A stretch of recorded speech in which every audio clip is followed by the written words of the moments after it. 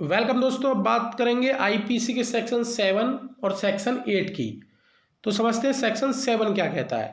देखिए सेक्शन 7 कहता है कि एक बार स्पष्टीकृत पद का भाव, यानी कोई पद है जो इसमें दे रखा है शब्द, उसका हमने एक बार स्पष्टीकरण कर लिया ना, उसको हमने एक बार स्पष्टीकृत समझ लिया है, तो उसका आने वाले जो सेक्शंस हैं, धाराएं आईपीसी जो हम पढ़ रहे हैं संहिता में, आगे भाव क्या होगा, वही होगा या कुछ और होगा।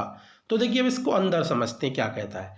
देखिए सेक्शन कहता है कि हर पद यानी प्रत्येक पद जिसका हम इस संहिता के किसी भी भाग में स्पष्टीकरण कर चुके हैं, पद का मतलब जैसे अब सेक्शन 8 में लिंग है तो ऐसे ही, या स्त्री पुरुष है ऐसे ही, सरकार है तो ये पद है।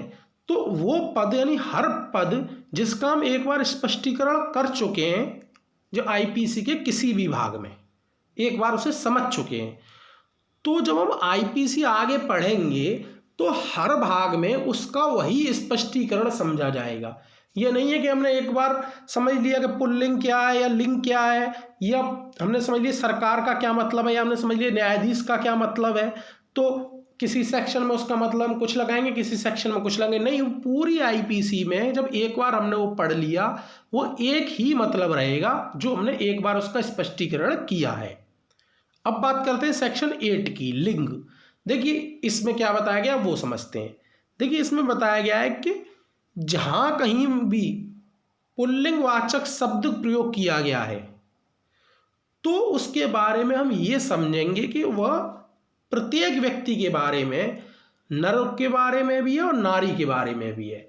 जैसे आईपीसी में बताया गया कि अगर कोई व्यक्ति ऐसा करता है, अगर कोई व्यक्ति ये कर देता है, तो उसका मतलब ये नहीं है कि वो केवल सेक्शन केवल और केवल एक नर के ऊपर लागू होगा, यानी केवल मैन के ऊपर लागू होगा, वुमेन के ऊपर लागू नहीं होगा। ये सेक्शन बताना चाह रहा है कि जहां कहीं भी पुल्लिंग वाचक शब्द यूज हुआ है तो उसका मतलब हम प्रत्येक व्यक्ति के लिए लगाएंगे, यानी हम उसका मतलब नर के लिए भी लगाएंगे, नारी के लिए भी लगाएंगे। यानी अगर कोई ऑफेंस करता है तो वो सेक्शन औरत के ऊपर भी लागू होगा, आदमी के ऊपर भी लागू होगा। हम ये नहीं कहेंगे कि उस सेक्शन में तो ये बताया गया है कि अगर कोई व्यक्ति ऐसा करता है तो व्यक्ति का मतलब ये है, तो व्यक्ति में नर भी आ गया, नारी भी आ गई। ठीक है ना। तो दोस्तों हम और आप आपस में जुड़े रहें, इसलिए चैनल को सब्सक्राइब करिए, ज़्यादा से ज़्यादा शेयर करिए, लाइक करिए। Thank you so much.